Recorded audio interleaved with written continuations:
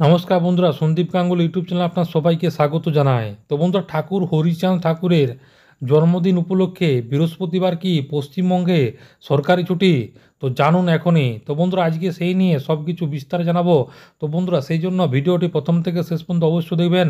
আর যদি বন্ধুরা চ্যানেলটি নতুন হয়ে থাকেন তো বন্ধুরা চ্যানেলটি অবশ্যই সাবস্ক্রাইব করবেন যাবতীয় কিন্তু লেটেস্ট নিউজ পাওয়ার জন্য। তো বন্ধুরা, সরকারি কর্মীদের জন্য রয়েছে সুখবর, কারণ টানা অনেক দিন সরকারি ছুটি ঘোষণা হয়েছে। 27 মার্চ বৃহস্পতিবার ঠাকুর হরিচাঁদ ঠাকুরের জন্মদিন উপলক্ষে পশ্চিমবঙ্গে সরকারি ছুটি ঘোষণা রয়েছে।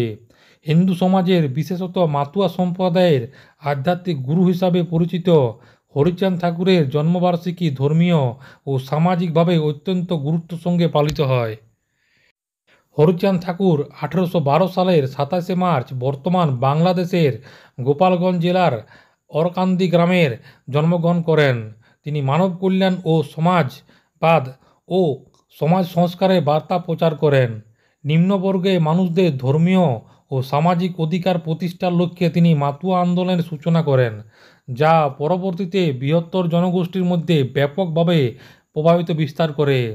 প্রতি বছর তার জন্মদিন উপলক্ষে দেশব্যাপী বিশেষ ধর্মীয় ও সামাজিক অনুষ্ঠান অনুষ্ঠিত হয়। বিশেষ করে গোপালগঞ্জের আরকান্দি ধামে লক্ষাধিক ভক্তের সমাগম ঘটে।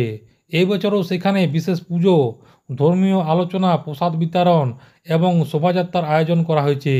সরকারি ছুটির ফলে সরকারি ও বেসরকারি অফিস প্রতিষ্ঠান সহ বিভিন্ন শিক্ষা প্রতিষ্ঠান বন্ধ থাকবে, তবে জরুরি পরিষেবা যেমন হাসপাতাল, ফায়ার সার্ভিস, আইন শৃঙ্খলা রক্ষাকারী বাহিনীর কার্যক্রম অব্যাহত থাকবে।